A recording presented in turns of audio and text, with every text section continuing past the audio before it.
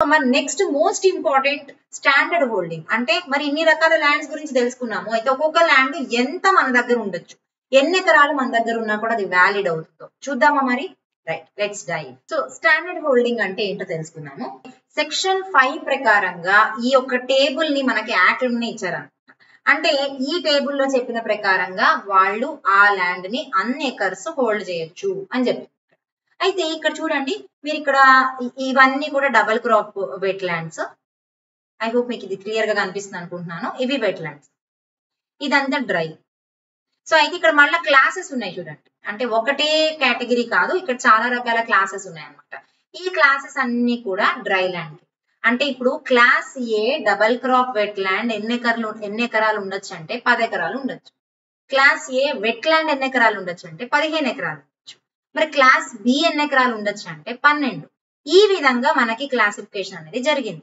So ultimate గా wetland maximum class F ఎంత ఉండొచ్చు అంటే 27 ఎకరాలు అన్నమాట. మరి డ్రై ల్యాండ్ ఎంత ఉండొచ్చు అంటే 54 ఎకర్స్ ఉండొచ్చు. ఇది వాళ్ళు పెట్టినటువంటి లిమిట్ అకార్డింగ్ టు సెక్షన్ 5.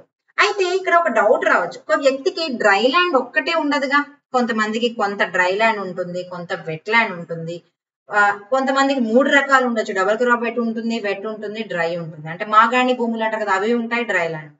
మరి అప్పుడు ఏ విధంగా అప్లై చేస్తారు అంటే ఇప్పుడు మనం ఒక ఎగ్జాంపుల్ ద్వారా తెలుసుకుందాం. రెడీనా? Let's start. సో ఇప్పుడు ఒక వ్యక్తికి ఎక్స్ అనే వ్యక్తికి double crop wet land class A తీసుకుందాం మనం ఈజీ క్యాలిక్యులేషన్ కి. So class A double crop wet land 10 acres ఉంది. Okay, then class K dry land 54 acres ఉంది. అంటే ఇప్పుడు ఇక్కడ ఏం చెప్తుందంటే స్టాండర్డ్ హోల్డింగ్ ని మించకూడదు అని చెప్తుంది అనమాట. ప్రావిజన్ ఏం చెప్తుందంటే ఏ వ్యక్తి అయినా సరే, ఏ ఫ్యామిలీ యూనిట్ అయినా సరే ఒక స్టాండర్డ్ హోల్డింగ్ కంటే ఎక్కువ ఉండకూడదు. మరి ఒక స్టాండర్డ్ హోల్డింగ్ అంటే ఎంత? ఇక్కడ ఇప్పుడు క్లాస్ ఏ వెట్ ల్యాండ్ తీసుకున్నాం అనుకోండి, డబుల్ క్రాప్ వెట్ ల్యాండ్, ఇది ఒక స్టాండర్డ్ హోల్డింగ్ అయిపోయింది, ఒక లిమిట్ అయిపోయింది. అంటే ఎంత ఉంది ఇక్కడ ఇతనికి? ఇది అల్టిమేట్ లిమిట్ 10 ఎకర్స్. అతని దగ్గర 10 ఎకర్స్ ఉంది అంటే 100% ఉంది. జాగ్రత్తగా వినండి, ఇక్కడ 10 acres double crop wet land, అది లిమిట్, అంత ఉండాలి, అంతకంటే ఎక్కువ ఉండకూడదు అనేది ఇక్కడ మెన్షన్ చేసినటువంటిది. మరి అలాంటప్పుడు ఇక్కడ అతనికి 10 ఎకర్స్ ఉంది అంటే అతనికి ఇక్కడ 100% ఉంది. మరి డ్రై ల్యాండ్ ఎంత ఉంది? 54 ఎకర్స్ ఉంది అంటే ఇక్కడ కూడా తనకి ఎంత ఉంది? 100% ఉంది. ఇక్కడ రెండు కలిపి ఎంత అవుతుంది? 200% అవుతుంది. కానీ మనకు ప్రావిజన్ ఏం చెప్తుంది? నువ్వు ఓన్లీ 1 ఫుల్ లిమిట్ చేసుకోవచ్చు, అంటే యూ కెన్ హోల్డ్ అని చెప్తుంది. అంటే ఒక 100% ఉండాలి. ఇతనికి ఉన్నది ఎంత? 200%, నాట్ వ్యాలిడ్ అన్నమాట. మరి అప్పుడు ఏం చేయాలి అతను అంటే ఎయిదర్ డ్రై ల్యాండ్ మొత్తం ఇచ్చేసేయాలి, or double crop wet land 10 acres మొత్తం ఇచ్చేసేయాలి, ఆర్ ఇది సగము ఇది సగము ఇచ్చేసేయాలి. ఇది ఎవరి చాయిస్ అంటే ఇండివిజువల్ చాయిసే, అది తన ఇష్టం. అంటే ఏ ల్యాండ్ సరెండర్ చేయాలి గవర్నమెంట్ కి, ఏ ల్యాండ్ ఇచ్చేసేయాలి అనేది కంప్లీట్ గా తన యొక్క చాయిస్ అన్నమాట.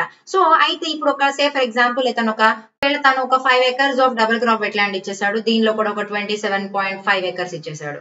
అప్పుడు ఏమవుతుంది? తన దగ్గర ఓన్లీ ఇక్కడ 50% ఉంది, ఇక్కడ 50% ఉంది, రైట్? సో కాబట్టి ఆల్టుగెదర్ అగైన్ 100% ఉంది అతని దగ్గర, అది కూడా వ్యాలిడే. లేదు తను only double crop wet land పెట్టుకోవాలనుకున్నాడు, డ్రై ల్యాండ్ మొత్తం ఇచ్చేయాలనుకుంటున్నాడు, అప్పుడు కూడా తన దగ్గర 100% ఉంటుంది. కాబట్టి ఆల్టుగెదర్ ఎంత ఉండాలి ఒక వ్యక్తి దగ్గర అంటే 100% మాత్రమే ఉండాలి. మీకు ఎన్ని రకాల ల్యాండ్స్ ఉన్నాయి అన్నది మనకి ఇమ్మెటీరియల్. సో అకార్డింగ్ టు ఈ టేబుల్ ప్రకారంగా మాత్రమే సీలింగ్ లిమిట్ అనేది లెవీ చేయడం జరుగుతుంది. ఇక్కడ మనం చూసినట్లయితే ఇంకొక ఎగ్జాంపుల్ లో ఒక వ్యక్తికి క్లాస్ ఎఫ్ అంటే ఇది. సో క్లాస్ ఎఫ్ లో 18 ఎకర్స్. సో క్లాస్ ఎఫ్ లో వచ్చేసి double crop wet land 18 acres ఉంది, వెట్ ల్యాండ్ 27 ఎకర్స్ ఉంది. అంటే ఇక్కడ అతను 100% రీచ్ అయ్యాడు, ఇక్కడ అతను 100% రీచ్ అయ్యాడు. అంటే ఆల్టుగెదర్ 200% అతని దగ్గర ఉండకూడదు. అలాంటప్పుడు ఏం చేయాలి? ఎయిదర్ ఇది మొత్తం ఇచ్చేసేయాలి, ఆర్ ఇది మొత్తం ఇచ్చేసేయాలి, ఆర్ దీనిలో హాఫ్ ఇవ్వాలి. అలాంటప్పుడు ఏమవుతుంది? తను మళ్ళీ 100% కి వస్తాడు, రైట్? సో ఆల్టుగెదర్ అతను ఎంత హోల్డ్ చేయాలి అంటే 100% హోల్డ్ చేయాల్సి ఉంటుంది.